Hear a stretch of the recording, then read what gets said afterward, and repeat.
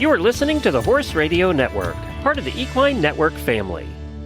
This is episode 690 of the Dressage Radio Show, official podcast of the United States Dressage Federation on the Horse Radio Network, brought to you by Kentucky Performance Products. On today's show, we were going to learn all about pulse electromagnetic therapy. And then we have para rider Mia Rodier-Dawallo, and the trainer tip will be with international show jumping rider Filipo Pignatti.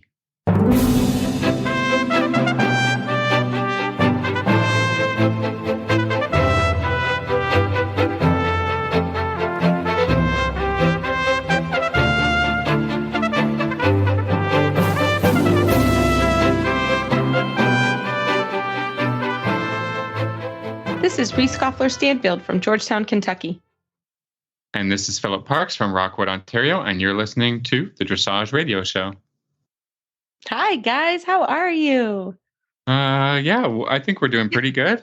We are doing good. We've had some interesting, as always, sometimes Skype does not like to work with us. Technical issues, Skypes and cell phones, and it can be kind of challenging. And, we just laugh and have a good time at the end of the day. We're so happy to be here with you guys. And how's your week been, Phil? You had a horse show, didn't you? Yeah, it's been a little bit, I have to teach outside a lot. So that there's up and down with the weather. We always kind of start the show with a discussion on the weather because it's pretty important in our job. And we're kind of dealing with the weather on a daily basis. Horse show was good. We had, when we shipped the horses in, we were 20 something degrees, and then very quickly it turned around, and overnight with the frost, and this has just been everywhere. We have got rain, we've got sun, we've got rainbows, we've got cold, warm. Like what I was telling Paul, what we were talking is just like when I leave the house in the morning, I just take everything that I think I would like, lots of layers, different jackets, and just travel around with a real chunk of different things I think I might need. Gloves, hats. Oh, it's crazy. Yeah, it's crazy. I know. I have the same, and Travis, my husband's always like, you have a lot of coats, and I was like, and some days I wear all of them. I need them. Yeah, I need them all. I need them, every single one. And we were saying the same. It's just that tricky time of year. And, I know everyone is getting ready to come to the finals in Kentucky. Do not complain to me about the weather in the finals, because I know I live it. But yeah, it's all over the board right now. And we have not had a lot of rain. We're actually really, really need rain. And last night I was actually south of my farm about 45 minutes. So And just, I was soaking wet. I drove home soaking wet, and I literally get off the highway at my exit. It's dry. Nothing. We got no rain. Okay. So you're living in kind of a bubble. Yeah. It's of lack of rain. And we, the summer we had tons of rain, but it's actually really a beautiful fall. Like I can't remember the colors being quite as beautiful as they are now.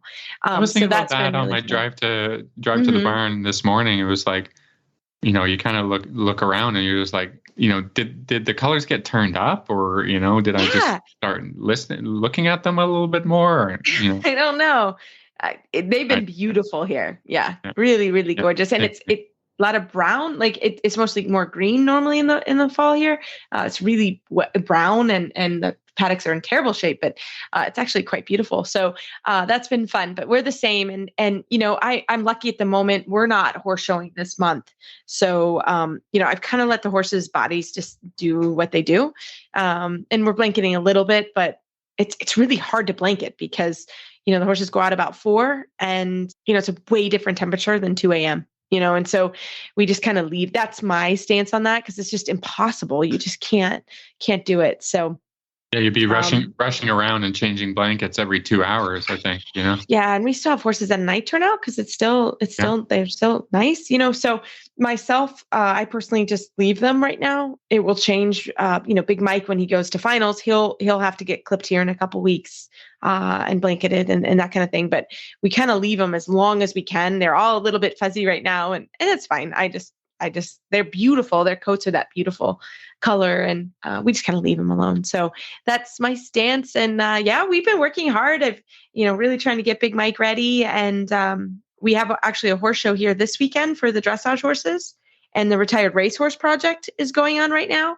So I was at the horse park this morning coaching, which I'm so lucky that I get to coach at all these events. Like they're 10 minutes from my house. So I was at the horse park this morning, and then we have a dressage show this weekend, along with the Retired Racehorse Project. And then next week's a really big event. So it's still a pretty busy 2 weeks here. And next week, I'm excited on right before the show, actually on Thursday, I'm going to scribe, which I always do every year at this show. It's a Thursday. I block it in my schedule.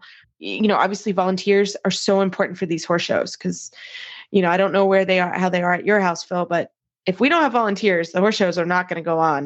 The horse show staff is getting quite older, So I really do like people have to take up the slack and, people kind of slowing down and trying to get out of their responsibilities and roles that they've probably held. Like I was part of the organizing crew for our local dressage show, and I did 15 years or something like that. And I know people who have been doing it a lot longer than that. And so, volunteer with your local club organization, that will help keep the horse, the sports, equine sports healthy and supported. And because otherwise, if there's nobody running these things, they won't go anymore. It won't happen. And, this is all about grassroots support. And I think that's a good reminder. And I love scribing. Scribing to me is my favorite job because you are learning. I mean, you can't always look up and see the test, but you're hearing the judges and you're seeing what they're seeing a little bit, and you can see why turnout's so important. So if you do get a chance to scribe, it's my favorite job. No, do you have to do it on an iPad now? I don't know. I don't think, Phil, this particular event. It may though, because it's an FEI. I'm not sure. I'll let you know next week. Yeah. Let us know, what's happening. The technology aspect of it is kind of can make it a little bit more challenging. I think right now it's still paper. To where it is in the horse park, I doubt that it's not, but you never know. I'll let you know next week, and I'll give you some tips that I learned from scribing because I only do it once a year. So, but I always really like it and enjoy it. So so I'm really excited about that. Looking forward to it. And, I'll let you know. So that's kind of what we have going on here. Nothing too exciting right now. People are really busy getting ready for the shows. And, so we're still quite busy and pushing with the horses, but, it's good. So pretty nice weather, et cetera. So, we hope you're having a great fall. I don't know, Phil, it's my favorite season. I love it. I love fall. You probably hate it. Yeah, I hate it. Do you? Because it's getting cold? Yeah. And then Grumpy Phil season comes out, everybody. That's right. Yeah. If you're new to the show, Grumpy Phil will come out about December and not come back until March. He's better. You're usually not so grumpy on the show, but man, when we call you, you're like Grumpy Phil. Well, it got winter complaints, right? Oh, I don't have them because I relocate. You just run away. Yeah, I run away and I endless summer. So I'm with you. Anybody that works outside in the cold, it's really, really, really hard. So I hear you. So Grumpy Phil, everybody get ready. It's coming. But I love it, Phil. Like the horses, they all are fresh and hopefully a good way. And, I don't know, it's cooler. Get a sweater out. I like it. If football, you like football? I just think it's great. I love sweater weather. It's my favorite. I live by an orchard. There's pumpkins. Okay. Everybody, Phil's not going with me. So I hope you guys love fall. You can send me an email on how much fall is awesome because I think it's awesome. But we have a great show. We'll transition. We've got a really good show today. And we're going to have a quick commercial break and we'll get right to it. Each week, you carefully plan out your horse's training schedule. You work with your trainer to fine-tune his flat work. You school through grids to perfect his jump and set up multiple courses to educate your eye. You enjoy long hacks to keep his mind fresh and body strong. Show day arrives. You take a deep breath as you enter the ring. "We've got this," you whisper so only he can hear you. You move as one, sailing over each element in perfect harmony. The feeling you get when it all clicks. It's why we do what we do. This feeling is brought to you by Joint Armor. Joint Armor's complete formula provides your horse with the nutrients necessary to support healthy joints throughout his lifetime. Joint Armor maintains fluid motion and flexibility in hardworking joints. It supports normal cartilage development and reduces joint deterioration. Joint Armor provides high levels of both glucosamine and chondroitin, plus 100 milligrams of hyaluronic acid. Best of all, Joint Armor is affordable. One small jar lasts up to 75 days. The horse that matters to you matters to Kentucky Performance Products. Well, tonight we are so excited to have Elaine Polly. She is the MagnaWave president. Welcome to the show, Elaine. Thank you. Thank you so much, Reese. I'm excited to be here. Well, I'm thrilled. And just so everybody knows up front, I am a loyal, I have a MagnaWave certificate, or I'm a certified practitioner. I did the 25-hour course there for education, and I have a MagnaWave and I love it. I use it. So I'm a huge fan of MagnaWave and the technology. So I wanted everybody to know that up front, and I'm thrilled, and I'm thrilled to have you. And wanted you to just tell us a little bit about yourself before we get started. Oh, okay. Well, thank you so much for that wonderful introduction. I'm glad that you're happy with your machine. First of all, that's always good to hear. But okay, so I am Elaine Polly. I am 38 years old. I live in Louisville because I feel like I'm getting on a dating site here. Like, not even, it's fine. Dressage show. We don't need your Tinder profile. Yeah, we just need your. Okay, I'm sorry. Anyways, your experience within treating animals and how that all came about. Yeah, of course, yeah. All right. Well, okay. So I'm a mother of three, and I actually got into working with PEMF through my father. He actually really was the first PEMF practitioner in the United States. He got a machine that was meant for humans and went out, put it in a suitcase and rolled it around the backside of different racetracks and started. It really became a career of him doing treatments. I'm actually a television producer by trade. I actually started doing that. I went to school for that. I actually did produce parts of the Kentucky Derby for years. And then my dad came to me and said, I think I'm going to start designing and selling these machines. And, this is really growing and I need some help. And so I jumped ship, quit my job, and we went in together. His dream was to retire and travel around the United States with my mother, which he's done. He's semi-retired for 5 years. I say semi-retired because he still likes to call me constantly and tell me what to do and what not to do. But he's excellent. And he's still a big part of the company. But, we were able to kind of give ourselves what we wanted while helping him. I love it. Well, first of all, tell us, what is PEMF? Okay. So PEMF is pulsed electromagnetic frequency. And you'll hear me refer to it as MagnaWave. That is what we call it. Obviously, it's a lot easier for me to say it's like MagnaWaving than PEMFing, right? So we call it MagnaWave, but it's basically a pulse of electromagnetic field. And we're electrical beings. We also have a magnetic field. And one of the things I like to refer to is, if the magnetic field of the Earth were to just drop away right now, we would all drop dead. The magnetic field of the Earth and the way that our cells communicate is electromagnetic fields. So a pulse electromagnetic field is basically a way that we've created those, fields that the Earth creates and our body creates and made them into a therapeutic device. So we've taken those same pulses and similar pulses to our body and the Earth, and we put them into a machine that actually our body recognizes those pulses of electromagnetic fields and can use them. And even animals, horses especially, they love it. Large animals, small animals, they have the same things. They're cellular beings. They have electromagnetic fields. That's how their cells communicate. And so we're taking a pulse of an electromagnetic field and putting it into the body for therapy. So, Elaine, we've had such great success with our horses. Can you talk a little bit about how the treatment works with horses and the machines? Tell us a little bit about the basic 101 on that one. Okay, yes. So, when you're putting the magnetic energy from the PEMF into the body, it allows the body to improve healing. And when I say that, if your cells are functioning correctly, your body is going to function correctly. And what we see is a lot of times where there's injury and where there's swelling and there's inflammation, or just overall issues such as, anything, it could be an infection. what's happening there is there's cellular damage. There's issues going on in the body that the body's struggling to heal. So what we do is we put a pulse of electromagnetic field into the body. We use the MagnaWave to do that. And what that does is it gives the electromagnetic energy to those cells. Now, am I going to sit here and say that MagnaWave is like the cure-all, end-all, be-all for horses? Absolutely not. But what is the horse's own bodies. So what we find is that when we give the tools to the cells through putting the electromagnetic energy in, the horse is able to heal itself in a way that it wouldn't have been able to before. So a lot of the things that we see are, broken bones, any type of muscle injury, infections. I mean, even I'm trying to think of very specific ones, but where there's serious issues where even they couldn't get a wound to heal, for example. We'll go and treat the animal, and not only does it heal, but it heals faster than it ever have had any healing before.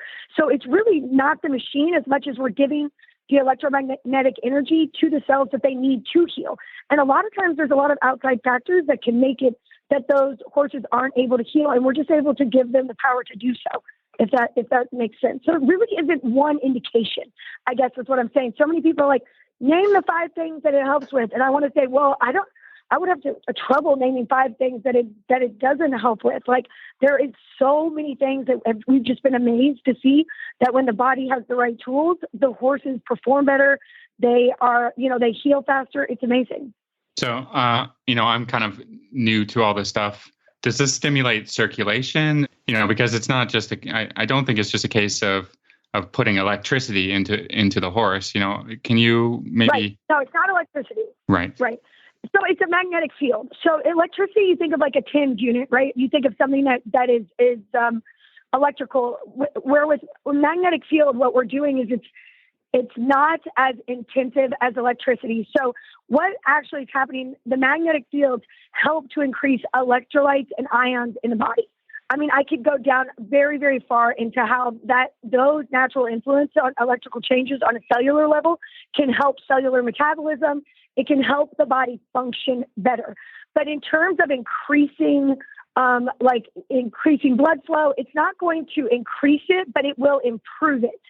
So a lot of times people are looking for, is this going to, increase the blood flow? Like if, for example, and I'm going to use humans, if in a human, if there's a blood clot, you don't want to increase blood flow, right? But in any animals, like if you can improve blood flow, so making the blood, flow easier, which means it functions better, the body functions better, that's what we're doing. We aren't making it more, we're making it optimal. Yeah, that makes sense. And so tell us, there's a wide range of machines out there, right? So, is one better than the other? Or, if you have a practitioner come in, like how can you gauge that? Because I think that's kind of confusing, right? Oh, it's extremely confusing for everybody. And I think one of the things that's very amazing with PMF and especially with the MagnaWave machines is that you don't have to really believe anything that I'm saying on this to you all. I just, if you've not tried PMF on your horse, I challenge you to try it because the way that they respond is truly the best part. Like watching a horse, even horses, I've had people tell me this horse is mean. It's going to bite you. He's horrible, whatever. And I've gotten in there and I've eased my way in. And at the end of the session, they're laying on me. Like this horse is laying their head on me. And a lot of times the owners, the trainers are like, that's amazing. Now, I'm not going to say that every time, but majority of the time they love it. So reality is you want to find the machine that meets your needs. So all of the machines are going to do that, right? They're all going to make a horse feel good. What our machines really range from is time, and your goals. So like the smaller machines that we have in our line, you're going to have to do longer treatment. So instead of a 30-minute treatment, you may do 45 to even an hour because you can't turn it up as high, but you will still get a result from that horse where they are relaxing, they are releasing, they are enjoying the session. But when it comes to the larger machines, if you're running a business, time is money. So if you're running a business and you're at a horse show and you want to treat 12 horses that day, you're going to need a machine that can do that, right? So we have things like the Julian Duo, which is probably our largest, most popular machine for businesses because it has 2 machines in one case. Runs about $19,000. You treat the legs and the body at the exact same time. So you're cutting a 30-minute session down to 15 to 20 minutes. You could do the whole body and the legs all while you're in there, and you're able to really get through and give the same attention that you would with a smaller machine. So if you're just treating your own animals, you can use one of the smaller machines. And then as your business grows, we do have a trade-in program. So people will either buy this for themselves and then upgrade as they do more horses, or buy it for a business and get the right one that meets their needs for what their goals are in their business. Yeah. And I think that was what was cool about, working with MagnaWave, because I was able to find the machine. I have a smaller machine that I love because it's easy for us to take to competitions. It's easy. We can pull it out. We use it every day and pretty much every horse in the barn gets a level of treatment depending on what they're doing. I've had really good success with back problems and tummy problems. That has been, we're able to, we have it set up that the machine's right by where we clean tack. So, it works really well, so we were able to give the horses what they need. But so we've been really, really thankful for the machine, and the horses really, once they get used to it, they're really, really pleased about it. And they stand very still, which is nice. And they lick and they chew and they nap. And that's been pretty fun to watch them over time learn exactly what's going on. And then they'll kind of position themselves like, oh, put it over here, which has been really, really cool. And I've been very thankful. And I think the other thing that I was very pleased with MagnaWave as a company was there was a lot of education. So can you talk a little bit about that? Because I felt like if I own this machine, I should at least do the certification, so I know exactly what I'm doing. And I still don't know. And I have great people to call when I have questions. But can you talk a little bit about the education? Because I think that's really important. Well, yeah, because education is the key. I mean, like we can't just give someone a machine and they put it on the animal and they don't understand what they're doing. They're not going to get optimal results, right? And that was something my dad was very passionate about. He would actually travel and do all of the education, and so one of the things that I really wanted to embody is give that same amount of personal service and that personal education to everyone that buys a machine from us. Because the reality is, if you can get optimal results, you are going to use this machine and love this machine for longer. So what we've done is we've created not just an equine training, we've expanded it. We have small animals, we have livestock, we have personal use. So we really run the gamut on how to use this machine, from, the anatomy, where to place it. We also have a very great app, which I'm very proud of, which it has every indication. So if you're like wondering, how would I treat colic, right? You could go in there after you're certified, you get the app. It's one-time fee of $25. And you're able to search colic and see what our recommendation is on how to use the machine. So we never want you to be like second guessing on what to do and how to use it. But once you get into a rhythm, like you said, you figure it out, and the horses figure it out. They'll move, their bodies push up against you on where they want you to move the coil. And you kind of get your own rhythm, you get that confidence. But gaining that confidence for using that machine is key. And the only way we can do that is by educating people to not be afraid to use it, but also know how to use it and when to use it. And I would say, you said tummy issues earlier. I think the most amazing stories I hear about colic, when there's a horse that has a colic issue, and, maybe this horse, they're going to put the horse down or not going to make it. The vet says, whatever, do whatever you want. This is nothing you can help. And within like 45 minutes or sometimes 2 sessions over a day, they're up. Right. And that's amazing. Right. Exactly. No, it's been very, very helpful. And it's just a good tool to have around. And like you said, the app's great. It's super easy to use because, as we all know, I'm not very technology oriented. And it is very helpful. And there's also a really, really good Facebook group that you can be in, right? Yes. And that's been really helpful because people throw up a question, and then usually within a couple minutes, there's somebody that will answer back, which is great. Yeah, and one of the things we do with our training is that we require people to do continuing education every year. We don't just sell you a machine and say, hey, good luck. Take this, 4-hour YouTube video and good luck with it, right? Like, I really want to provide that service where people get the education. And then what we're learning as PMF is evolving, because my family, we're not completely like just manually. We are in the human line. We have research studies. We're working on maybe possibly starting a study at the Mayo Clinic. So we have so many things going on. But all of that research translates into information that can benefit you and even your animal as you move forward with the machine. So we want to make sure that we stay on the cusp of training you and keeping you up to date on what's going on. No, it's fantastic. So how can people find more information about MagnaWave and PEMF online? Okay, so we have a website, obviously. If you don't, we're already at the same age. But anyway, so our website is MagnaWave, MagnaWave, MagnaWave, and then PEMF.com. So MagnaWavePEMF.com. There's a ton of information on there.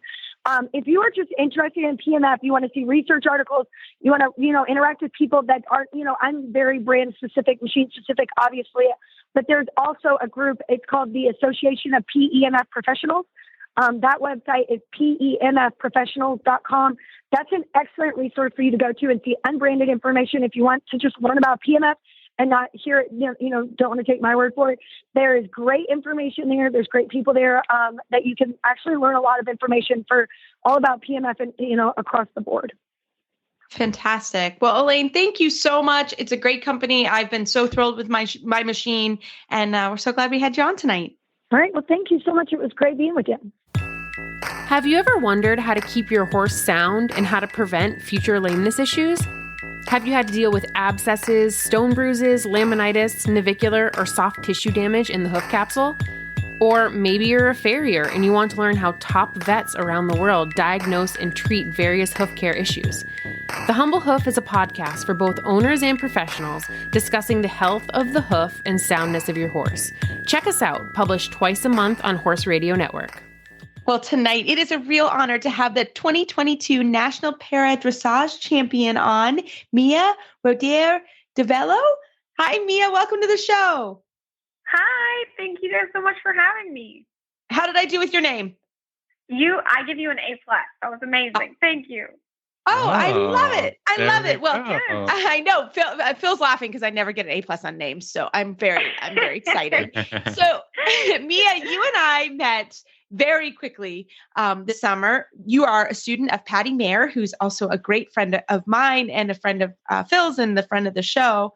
And we had Patty's horse, Cato, here in Kentucky. He flew here, and you and your husband picked him up and took him to try on. So I met you. Yeah. It was like literally a 2-minute conversation, but it was so nice to follow you. Well, I hopefully I didn't have hay in my hair. You never know, but we're so thankful that you were able to come. So Mia, tell us a little bit about yourself for the start of our interview. Yeah, well, so, I don't know what there is to say about me. I'm busier than I could ever imagine. And I'm from California, and I like to represent the West Coast in dressage and para-dressage because I know that the East Coast is where all the wonderful things happen. And I'm a grade 2 para-dressage rider, and I'm in contention for Paris 2024. And if I am to succeed in that goal, I would be the first ever person of color to represent USA Dressage or Para-Dressage in that event. And my best friend / horse is named Pudding. And we're trying to make the dream come true. I love it. Well, tell us about Pudding. Yeah, so Pudding, that's his barn name, of course. It's sort of like he's a very dichotomous kind of guy.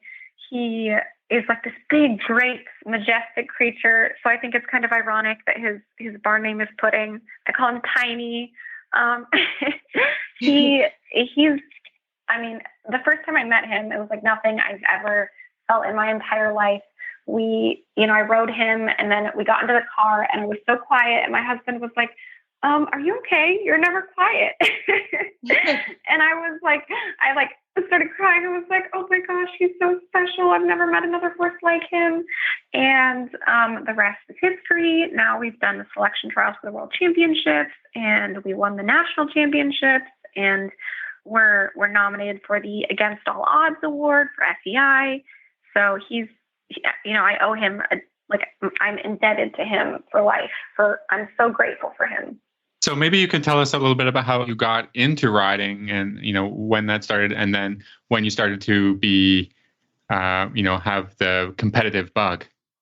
Yeah, absolutely. So my first memory of my entire life was on the back of a horse. I'm sure that all horse people can kind of relate to that.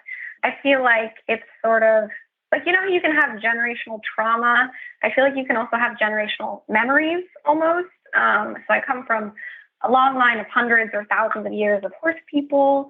My dad, he's from Iran, and he ran a business where he used horses for work, like for carriages, taxis, that sort of thing.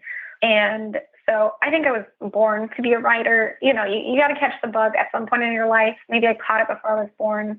So my first memory was on the back of a horse, and I was 2 years old. So like literally the first thing I remember of my whole life. And I remember when it was time to dismount, they were like, okay, time to get off. And I was like, no, no, never. So that in that moment, I knew like, this is what I want my life to be. This is what I want my life to look like. This is what I need. So essentially for the decades since then, I sort of chased this dream and like followed this goal. And this year, for the first time in my entire life, I have horses of my own. I have 3 horses, 3 young horses. And it kind of feels like after so much time of longing and working and all the blood, sweat, and tears put into it, it feels like I'm, I don't know, whole almost. I don't know. It's kind of cliche, but I feel like that's totally how I feel. Yeah. So, no, that's phenomenal. That's phenomenal that you have more horses coming up. So tell us, you went to Lamplight, you won the national championship. I mean, this was amazing. So what happens next? Yeah. So it seems like they say change happens slowly and then all at once. And I feel like that's totally true. So our goals, of course, are for the 2024 Paris Paralympics. And leading up to that, our goal is to compete all over the country, ideally, as well as Canada and Mexico. We don't have a lot of CPEDIs or para-international competitions in the States. And then, of course, to really ramp it up, we would love the experience of learning and competing in Europe. So we hope to raise money to do that as well. And we are hoping to qualify for a CPEDI hosted by the Qatar government in Doha, Qatar, and keep on rolling with the punches. Sometimes you have no idea what comes next, but we go with the flow, and we're happy and excited for whatever comes next. I was going to ask you about the FEI award that you're up for, and what is that all about? Yeah, thank you for asking. So I'm a finalist. I was nominated, and now I'm a finalist for the FEI Against All Odds Award. And it is an award given to people who inspire change, or who are underdogs, or people who have gone through something to get where they are now. And I'm the only U.S. rider in the category. And of course, I'm honored to be a finalist along with 3 other people in my category. It's unbelievable and surreal and wonderful. And if I win, then I get to accept an award in Cape Town, South Africa, which is so cool. I've never been to Cape Town, South Africa. That would be the coolest thing ever. And I'm proud to represent underdogs everywhere. I feel like, I've always felt different in this sport a little bit, and I've always had to sort of DIY my way to where I am now, along with so many other people who have. And it feels good to have the support of fellow underdogs, and it takes a village to get you to where you are. And there's like a million different people who have gotten me even to the point of being nominated, let alone being a finalist for the FEI Against All Odds Award. The voting ends on October 16th. And people can go, if they so choose, to fei.org/awards and vote for one person in each category. And I'm so thankful for FEI putting a spotlight on para-dressage overall, USA para-dressage.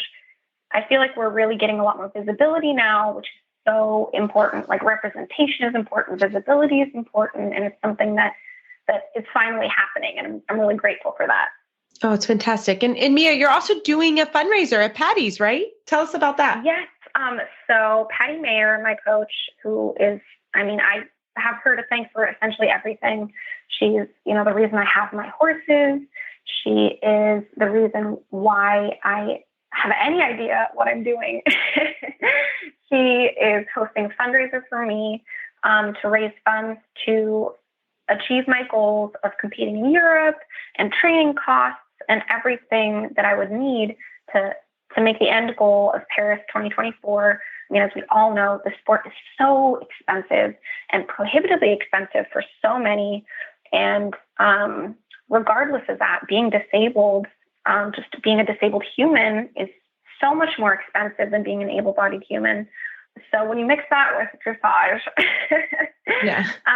you definitely need all the help you can get, or at least I do. We have an amazing community of people. It's a real grassroots effort of people coming together, donating, anything they can, $25, $100, more, less, whatever it is. It's a massive group of people coming together to make this dream come true. And it's amazing what Patty has done for me. So Mia, tell us if we can't make it to the fundraiser, how do we find you online? How can we help you if we were able? Yes, thank you for asking. So if people want to donate, but they can't make it to the actual event, that's totally okay. There's two methods in which people can donate. And the first way is that people can make a donation to my GoFundMe, or if they so choose, they can make a 501c3 tax-deductible donation to me through Southern California Equestrian Sport.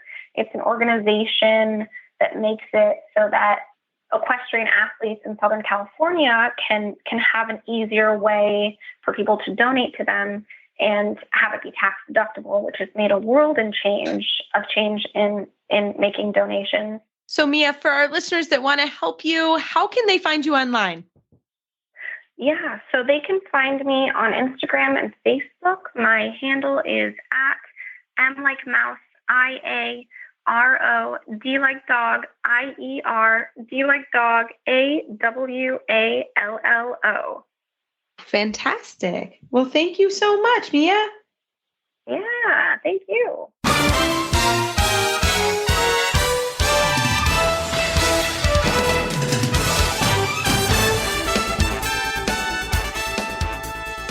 Well, tonight I am so excited to have my friend, my neighbor, and international show jumper, Filipo Pignatti, on the show. Welcome, Filipo.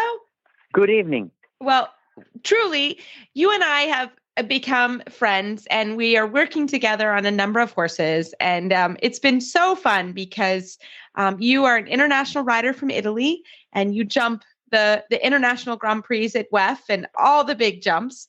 But we've have a partnership now, which has been so fun with the horses in learning what you need as a show jumper and as a rider, and what dressage does for you. So, Filipo, tell our listeners a little bit about yourself and your riding history. My name is Filipo Pignatti. I come from Italy. I am 41. I moved in this country 10 years ago. I have a sponsor, which I have had for the past 7 years. We started with a small number of horses, young horses, 5 and 6 years old. And slowly in these years, these horses have moved up, and they had success jumping young horses championship. And now they are starting to jump to get their feet wet in the international scene here in America. Yeah. And you jump big jumps. When I look next door, the jumps are very big, everybody. I'm just telling you. But so Filipo, tell us a little bit. It's true. I think they're very big, but I think a Cavaletti's big, so it's all relative. But Filipo, tell us a little bit. You come from Italy, but you also come from a horse family, right? Yes, I do. In fact, my mom has a pony riding school in Italy. She's mostly doing mounted games right now, but back in the days when she started, she had a jumping riding school. I always grew up around horses. I was 5 when my mom brought me to ride for the first time, and I think I never got off a horse ever since. I moved to Belgium when I was in my 30s. I went to work for Nelson Pessoa, and after a few months, I got an offer to come work here in America for another Brazilian rider, Paulo Santana. So I jumped on the wagon, and I came here, and I never left. Mm-hmm. So tell us when did you really start learning sort of the scale of dressage training and how important dressage was also in the show jumping? Well, I always had the feeling that what most riders around me and myself were lacking was the basics, how to train horses to do simple commands, simple movements correctly. I always thought that jumping in Italy was a little bit more improvised, a little bit more of a trick system where training horses wasn't the main focus. And I've always been interested in learning more, like how to properly train a horse, and watching the very famous show jumpers. They all have a good dressage base, and they all talk about it. Same as the most famous trainers. Like they focus their attention on flat work and on work over poles and cavallettis more than jumping big courses. So this is how it all started to get together in my head. Like, how do I get better training the horses and learning the basic flat work? And luckily, I met Reese, which is our neighbor here in Georgetown. We started working together last year. I was having problems with my main horse, which now he's 9 years old. He's just moving up in the middle 50 Grand Prix, and he was always a little dull and cold at my legs, and Reese just helped me find the key to unlock more of his potential, and that's how it all started. I think it takes time to develop, all of the skills that you need or that you would like to have. So, Reese, maybe you can tell us a little bit about, what specific tools that the show jumpers would like to have to make their show jumping better. Yeah. So I think when Filippo and I, chatted, we were chatting over the fence, and actually I think, Filippo, you came over one day because it was raining really hard, and I have an indoor, and you guys have a beautiful outdoor riding field and outdoor track, but it's all outside. So I think you came over one day, and we just started talking about sort of training horses, right? And what was important in training a horse. And really, Filippo has such beautiful athletes and really talented horses. But, really stopping, turning, the horses have to turn so fast because, and Filippo, you could tell them more, but, sometimes a couple seconds will knock them from, first place to third place, or so the ability of being fast and turning and accurate is so important in the show jumping. So the horses have to be really on the aids. They don't necessarily, we were talking about that today, like they don't necessarily have to be on the bit like we want them on the bit, because they have to be able to stretch their noses out, which I thought was interesting today. We changed the frame a little bit, but being able to have the horses that much on the aids, I think was really important. Right, Filippo? So we work a lot on that, right? That the horses are in front of the aids, that they are able to turn on the line that he needs, that, for example, that they don't fall one direction or the other, because that's, if they're falling in the dressage ring and he's got to go at speed, he's going galloping and they fall, like it's a much bigger problem. So I think those are some of the things that we work on specifically. And just reaction, if just the basic stop, go, move sideways, but that gets that much harder as the courses get bigger. So Filippo, do you have anything to add about, what you need specifically as the show jumper and what we've been working on? Sure. I think dressage is key to develop a show jumper. It's not only about steering faster or like having a better control. It's also, for me, about having the horse more performing as an athlete, where dressage helps the horse develop his body as an athlete better. Yeah, I think, there are probably so many things. I mean, I don't ride international show jumpers or anything, but you can see from the ground, I've, watched a lot of show jumping competitions, the horses and riders that, are more of a partnership, and then the ones that don't have that sort of balance and training that the horses want to work for the rider. I think that might be an important part, at least for me, kind of seeing, what does a successful show jumping partnership, how does that get made?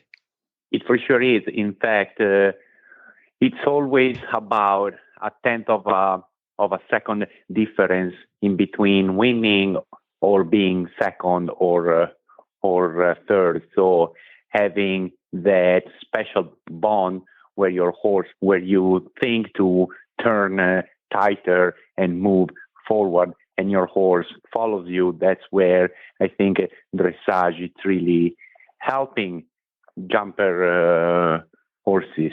So, Filippo, I think it's becoming more and more popular for show jumpers to use dressage trainers. Can you talk a little bit about that? I think that's for anybody, right? Not just international riders, but there's so many show jumpers that can use the help of dressage trainers. Absolutely. In fact, when I speak to friends in Italy or in Europe, and I tell them that I am working with a professional dressage trainer to help me better understand how to fix problems, they seem more and more interested about it. And I think this is gonna slowly get into everyone's mind, where again, flat work is the key for success, even in the jumper ring. I think, I've experienced teaching some eventers, but not really show jumpers. I guess because they kind of force the eventers to do a dressage test before they are allowed out on course or something like that. But I'm sure the more success that brings a rider will increase in the popularity of working with a dressage trainer. I think, Reese, this question is for you. Maybe working with a show jumper, you don't have to be quite so strict. You can be a little bit more forgiving. That could probably be helpful for a trainer. Yeah, I think that's a good point, right? Like I've been lucky enough and working with an international rider as well. Like Filippo and I can have a dialogue of what he needs and what's important to him, so that I did talk about that in the beginning. Like today I was riding one of his horses and we were working on the frame. And for me as a dressage rider, I would have wanted him a little bit rounder in his frame. But Filippo, you can talk about that. Like you were saying, no, he needs to be a little bit longer in the frame, and that's good for you, right? So there are some differences for sure. Yes, in fact, I understood Reese's point. Like the horse was stretching his top line, not to the point where the horse would have been low, but still he wasn't high with his paw. But I explained her that from my point of view, that's not a bad training, because I feel that when a horse jumps a big oxer, for example, or a tall vertical coming from a long gallop, the horse needs to be able to stretch across his body and even open his nose at the top of the jump in order to being able to release the back. I think that's been the good part, right? So I don't know that, right? So that's it. I did very little jumping when I was a kid, but that is helpful, because that is how we want to train the horses. Like at the end of the day, my job is to help Filippo do his job better. So I think that dialogue is important. And I mean, that's when you're working together. Phil, you also work with other trainers. It's a little bit different when you are working with a international rider. Again, it's more of a team approach. So I think that's important. And it's the same with the horses. How can we help them the most do their job efficiently? So I think dressage, as we know, means training. And so at the end of the day, my job is to help train the horses to be more efficient and better at their ultimate job. So I think that's the cool part about dressage and training other disciplines. Like Phil, you mentioned with eventers, it's the same concept, right? Is it's constantly trying to make the horses better for the show jumping and also the cross country. So, I find it fun and fascinating. It's not so that the circles have to be round and correct geometry in the sense of the horses can't be falling to the inside leg, for example. So that's something that we work on, is like, just make sure you know where you're going so that the horses are in the correct alignment. So, and I Filipo, you can talk about it too, but I think that's been the fun part about, from my perspective as a dressage coach, is figuring out how I can help him the most. So I may have to change my approach a little bit. But I think that's kind of the fun part of training horses, right? At the end of the day. I agree. It's all about bonding and becoming your horse's best friend and partner, especially when you are competing, no matter what's the discipline. Yeah, I mean, you're speaking about a collaboration of efforts to, get to the desired result, which is, for any competitive person, it's about being at the top of the leaderboard, and if you can collaborate and to help that happen, it's all positive, right? And I kind of like these little, these projects where, I did get sent a jumper that needed to learn dressage flying changes, like he knew flying changes, but then, I could just, I kind of explain it to the owner and her rider and whatever. And then just this is, if that is your goal, like a dressage change, I can teach that to the horse and I can explain it to you. And then hopefully we can have the result of a balanced flying change, and that's going to help. But you can't just, you're not starting from square one, is what I'm trying to say, is that, like, you don't have to learn canter, walk canter, and get, to get it perfect. You're not, you need correct basics, but you can sort of skip along that program a little bit with an experienced rider, which is of great benefit, and a good collaboration can happen. No, and I think that's exactly right. At the end of the day, like, especially with international horses, and I think we all learn that, is you really have to be open to working with all kinds of professionals, right? I like to think of it like Michael Phelps.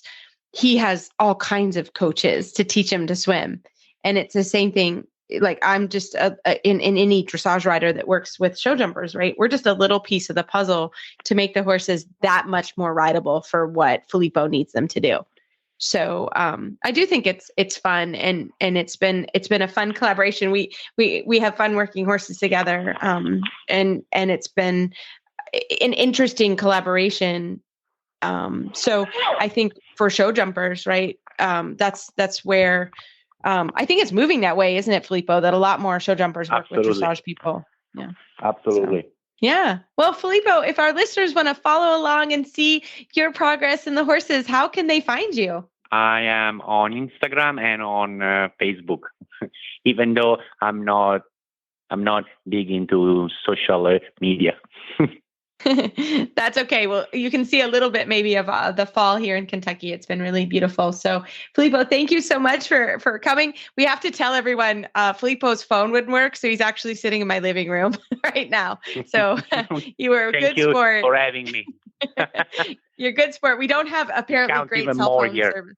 Yeah, we don't have good cell phone service in our neighborhood, apparently. So thanks for coming and working with us. It was fun. Thank you. Well, as always, everybody, feel free to send us any emails or Facebook shout outs. We love them. We check them. And if you have anything you want us to cover, we're happy to do that. You can find us. Yeah, sorry. I know I just ruined your flow, but you did. I did remember an email that I got, and that if everybody remembers, last week we were talking to a TD, which in Canada I call them stewards. And that TD sort of kind of mentioned that they are looking at the rules around bits and actually changing the classification of the French link. And so then I took this little piece of knowledge and I said, I don't know, but I know who I can ask. And at the horse show, I went out to the steward. I said, what's going on with this, with the bits and the illegal, not legal of a French link? Because, as I was growing up, that was basically the bit that everybody, very accepted dressage bit. But and what she said is that there's some engineering going on in bit companies in which they are engineering the angles and things that cause what you would look at as being a typical French link connection bit, and sort of engineering them so they work differently, more like a Dock Bristol, which has a flat piece but doesn't lie flat across the tongue.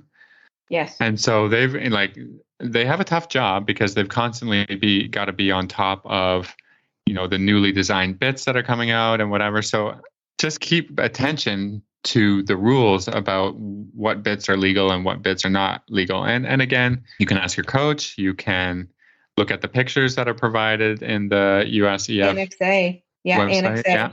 That's a great one. So I don't have more information to tell you than that. But again, they're always kind of trying to stay on top of it. And as a rider, you can stay on top of it, or you can get to the show them your bit before you ride, before tacking up or whatever, and say, I just wanted to double check to make sure that this is legal, and that they will say, yep, nope, or, I'll confer with the rules. So, Yeah, exactly. Well, and again, I love that because really the TD stewards, they are there to help. And I think so many people forget that concept and they think, I don't want to get in trouble with the TD. They really are there to help you. So again, you're better off to go ask, can I use this bit? Is it legal? Because there are a lot of new bits coming out all the time. And sometimes they're pending and it's just good to check. So you don't get eliminated. It's tricky. Yeah. It is. And with all the new companies, and again, you see a new hot bit that comes out and you think, I want to try that. It's always good to check and see if it's legal because that sometimes it is not. So right. I think that's really, really good. So awesome. Well, that is great. That's what we love to hear. And again, those TDs are great. Susan Moran, she also got somebody that reached out and she loved it. And again, that's what we're all here for. We're really all here as a community to help. And that's how TDs are. They're really actually lovely people and they really, really want to help. So we hope we can. But they have to be sticklers as far as, Of course. Yeah, they are the rules at the end of the day. There's not much leeway in the rules. I mean, Right. So they can just help us interpret them. So use them in a nice way to help you get what you need. And if you have questions or concerns, that's what they're there for. And they can always help you more prior to than after. After is tough. Then they're going to say, well, you should have read the rules or asked or whatever. So they can always help ahead of time. So absolutely. I hope that helps everybody. All right, Phil, can I close her up for the day? Yeah, sorry. I just the last minute jump in. Yeah. I love it. French I love link it. Bits, yeah. Yep. And that's coming December 1st. So that's coming down the pike pretty soon. So, well, as always, everybody, you can find our show notes and links to today's guests on our website, dressageradio.com. Like us on Facebook, just search Dressage Radio Show. Follow us on Twitter at Horse Radio. My website is maplecrestfarmky.com and my email is reese@horseradionetwork.com. I think the best way to find me is probably through Facebook, or my email is philip@horseradionetwork.com. I'd like to thank our sponsors for allowing us to put on a good show. That's Kentucky Performance Products. If you'd like to support our show and the Horse Radio Network, you can do that through the auditor program found at horseradionetwork.com. Everybody, keep your heels down and your shoulders back, and we will talk to you next week.